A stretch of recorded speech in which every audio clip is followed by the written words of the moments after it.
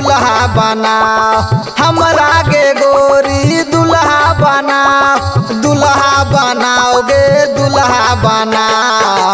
कहबी त खाना मोह बनाई देब, कहबी त रोटियो पकाई देब, कहबी त गोड़बो दबाई देब, कहबी त खाना मोह बनाई देब। हमरा के गोरी दुल्हा बना, दुल्हा बनाओगे दुल्हा बना, हमरा के गोरी दुल्हा बना, दुल्हा बनाओगे दुल्हा बना। कहबी त गोड़बो दबाई देब, कहबी त खाना मोह बनाई देब, कहबी त रोटियो पकाई देब, कहबी त खाना मोह बनाई देब, बनाई देब।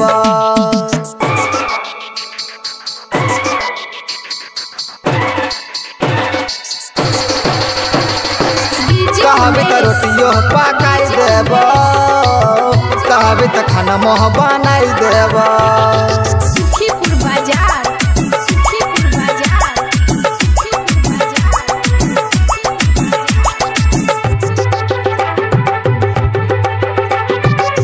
केतनो खोजबी मिलतो नहीं गोरी हमरा नियर दुल्हावा, हमरा नियर दुल्हावा।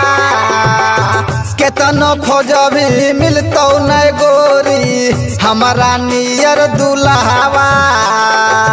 कपड़ा लत्ता सब धोई देव, रतिया में तोरा से जे सजैबो। आवे ना हमारा जियरा जुड़ा, जियरा जुड़ाओगे जियरा जुड़ा। कहबे त खाना मोह बनाई देब, कहबी त रोटियो पकाई देब, कहबी त गोड़बो दबाई देब, कहबी त खाना मोह बनाई देब, बनाई देब।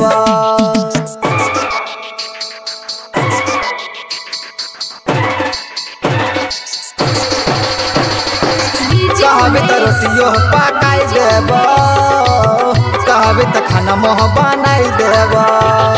सुखीपुर बाजार, सुखीपुर बाजार, सुखीपुर बाजार।